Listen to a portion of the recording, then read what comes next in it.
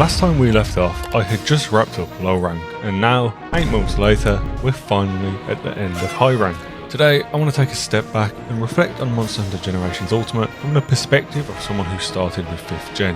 Later on in the video, we'll also be taking on Valstrax, so stick around for that. I am John Hunter!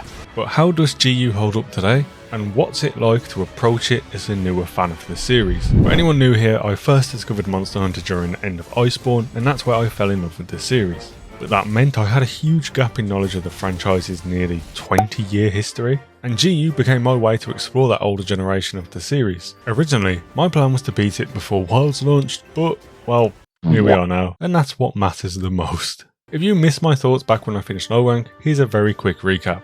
As a new player, going backwards, I found GU to feel clunkier than newer entries. Things like RNG gathering, animation locks and stick movement stood out right away. The hunter styles were a really cool idea, but they took some adjustment, and the progression systems like armor skills and crafting felt tough to navigate without relying heavily on guides. It definitely reminded me that GU was designed with a long-time fan in mind. So now I've cleared high rank, have my thoughts changed? In many ways, they've stayed the same, but I also think I understand the game's design choice a bit more clearly now. Before going any deeper on this, I want to make one thing clear. This video is not me dogging on GU. Instead, I want to approach this as a discussion piece. I know there's a ton of dedicated fans who love this game, and I'd love to hear your perspectives in the comment section. Consider each section moving forward as more of an overview with some of my personal reactions rather than a flat out review. Feel free to type your comment along with the video, and by the end of the video, your comment should be a pretty accurate overview of your feelings towards the game. Equally, feel free to lounge back with one hand on your nuts and enjoy. Let's start with the core gameplay feel. Monster Hunter has always had deliberate combat, but GU especially carries that older foundation of slower movement, longer animations, and rough hitboxes. For veterans, this is the series' identity, it's what they grew up with. For newer players like me though, it can be a much bigger hurdle to overcome. It's not that the systems don't work, it's that they demand a mindset shift compared to the more fluid experience in World, Rise or Wilds. Then there's progression. One of GU's defining traits is just how much content it has. Every monster up to that point in the franchise, countless armor sets, weapons and maps. It's a celebration game through and through. That density is incredible value, but it also creates repetition and can overwhelm new players. It's very easy to feel like you're drowning in choices or like you'll never quite catch up. Many players rely on guides for efficiency, and while that fits a veteran audience, it can also be very daunting to someone starting fresh. Armor and skills tie into that well. In high rank, I mostly stuck with the same set, Shogun Centaur, which carried me pretty much from the start of high rank all the way through to the end. Full sets seem to be the most practical route to take in GU, at least until G rank maybe, and that reduces a lot of the mix and match experimentation that newer games encourage. The skill system is interesting to say the least, but less intuitive definitely, especially if you're not already familiar with how the old skill system evolved from earlier entries in the series. Finally, the combat itself, at least from my perspective as a longsword player. I've put over 1,000 hours into longsword in the newer games, so naturally I gravitated to using it here in GU. But the way it plays in GU feels very, very different. Between hunter styles, the slower pace and the clunkiness I mentioned earlier, paired with a very bare bones stripped down longsword that I'm used to in modern games, it just doesn't click with me the same way. That doesn't necessarily mean it's bad. After all, many players love the variety that styles bring. It's just another example of how GU reflects its era of Monster Hunter design. I think Monster Hunter Rise and Sunbreak took a lot of heavy inspiration from this game. To my personal preference, did it in a much more fluid, integrated manner.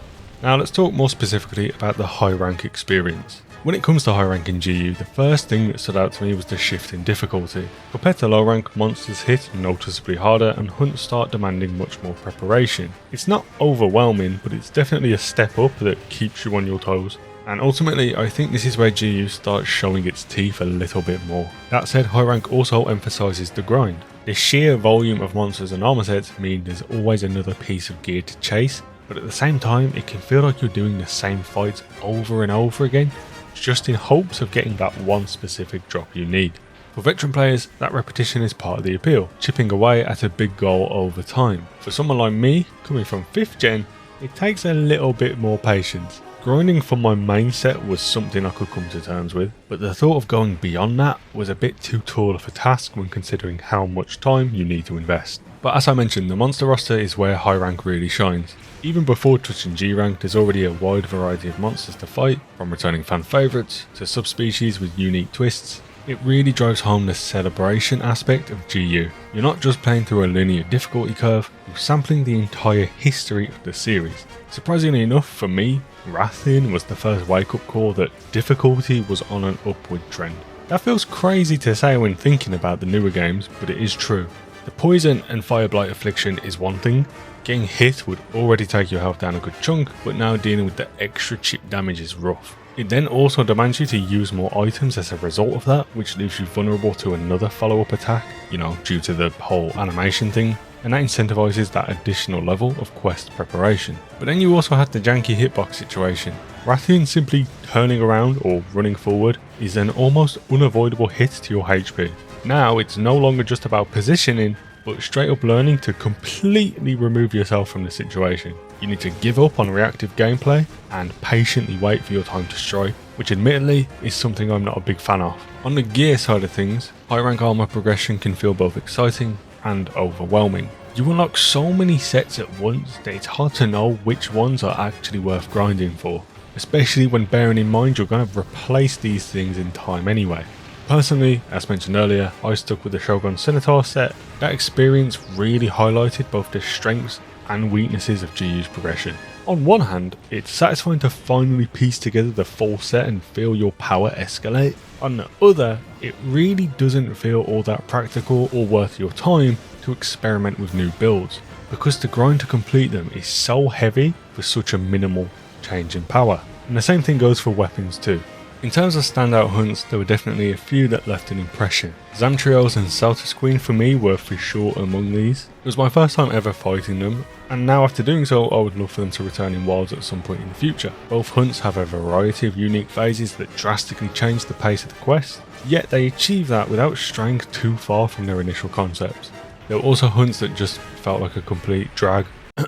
Nibble snarf. Whether that's because of hitboxes, amount of time spent chasing rather than fighting, or a lack of interesting moveset. That mix of highs and lows seems to be a defining part of GU's high rank experience. And at the end of the day, this is a gift and curse caused by having so many monsters in the given roster. When you're actually in the middle of a fight though, those frustrations do fade a little bit. Landing a big punish after waiting such a long time for an opening, or surviving with a sliver of health left, those moments are universal to Monster Hunter, and admittedly GU delivers plenty of them. But with all that being said, I think there is one final boss we need to take down, Valstrax. Needless to say, I've already fought this guy in Rise, including the Risen variant that I fought in Sunbreak. Either way, I was excited for this fight, and this opening cutscene we get is one of the coolest things I've ever seen in Monster Hunter. Damn, all that to go through the drive-thru, I'm straight here, what the...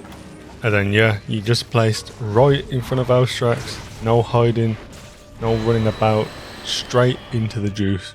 Now bearing in mind everything I've said about the gameplay of this game, it's much slower, it's clunkier, you can't really be as reactive, this particular fight says, you know what, I'm going to capitalise on every aspect of that by being the fastest, most agile thing in the game. And you can play from range, but just know he has range attacks, whether that be projectiles or his wing expansion, and if worse comes to worse, he'll straight up just jet his way over to you. And he has a lot of different tricks up his sleeve, some of which is incredibly difficult to avoid. It's mainly a positioning type thing, but I found if my absolute evasion or critical juncture wasn't ready, I would take a hit almost always from some of these attacks. Are we coming back? Are we leading? Yeah, okay, yeah. I should have expected as much. It's a little bit harder to track than in Rise. But speaking of critical juncture, yeah, because that doesn't touch me there, okay. I don't know if it's just me, but this seems to be the worst ability a longsword has to offer. I know that's a one-off example, but in my experience that happens all too often. Maybe it's a skill diff.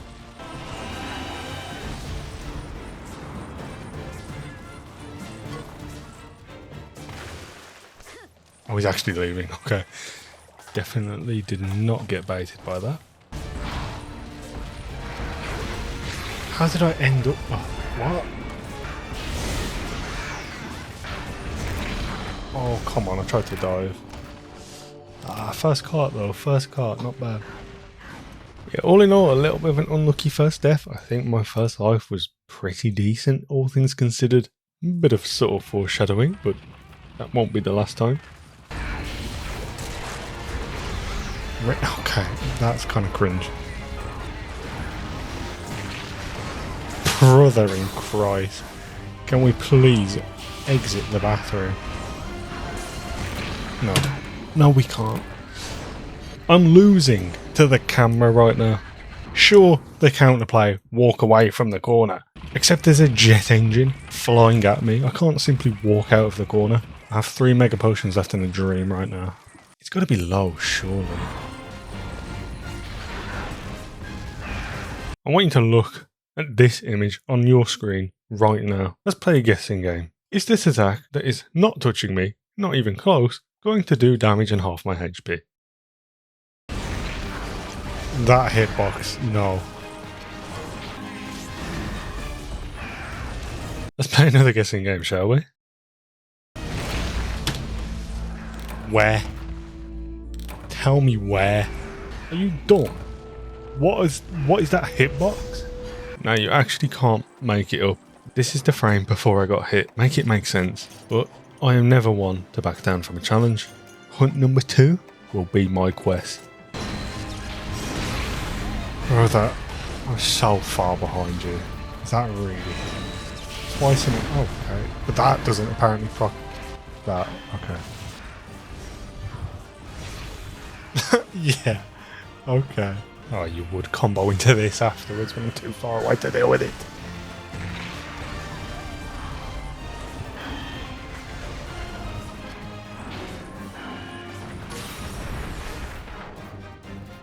Whoops. I guess I needed that though. I need to repaint all as well because that's a feature. Oh, and now we can be approximately anywhere on the map. 5 seconds have transpired. And now he can generally be anywhere and I could spend the next 10 minutes with him. Yeah, so just to clarify, I accidentally left the map and jumped down when I was trying to get away to heal. However, when I got back up to that area, Valstrax was gone. And because my paintball happened to run out pretty much right before, I now have no idea where on the map he can be. And because he can instantly jump from point to point, hypothetically, I could walk around the map 10 times over and never see him again. But I've checked all of the areas. This is why I don't like this game. It's this. It could be in absolutely any of the areas. And as soon as I check one, it could have instantly moved to the next and I just wouldn't know. And this game also decided it's a good idea to not give you a map in high rank until like 10 minutes into the quest.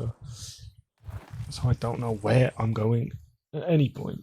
Good game design. Brother, I've checked the whole map twice. Where is you? No, this game's chopped. I don't get it. I just don't get it. Where is it? Okay, yeah, and now here you are. You've probably been here twice while I've been looking for you. I dodged that. I'm starting to believe. Heathen! I am John Hunter! He's limping. Just die. Please, man.